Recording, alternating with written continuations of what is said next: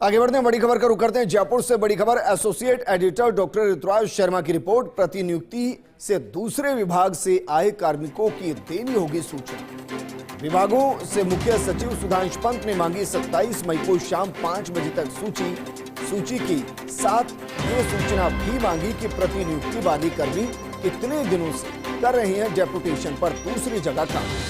27 मई को शाम 5 बजे तक भेजनी होगी पूरी जानकारी।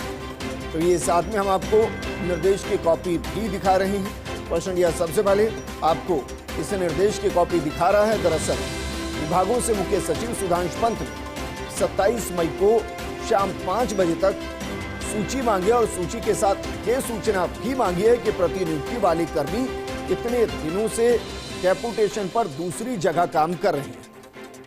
मेरे सहयोगी और एसोसिएट एडिटर डॉक्टर ऋतुराज जुड़ गए हैं। ऋतुराज, जरा बताइए इस आंकड़े के पीछे की मंशा क्या है?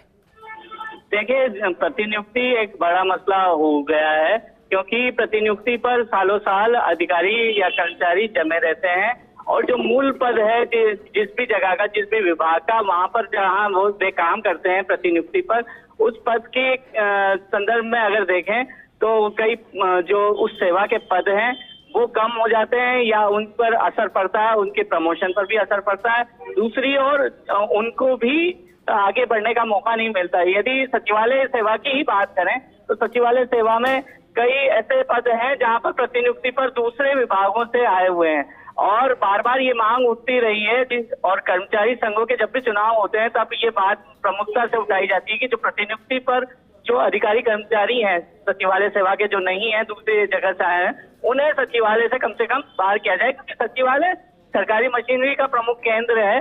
कम से कम यहाँ पर ऐसी व्यवस्था एक सुनिश्चित की जानी चाहिए।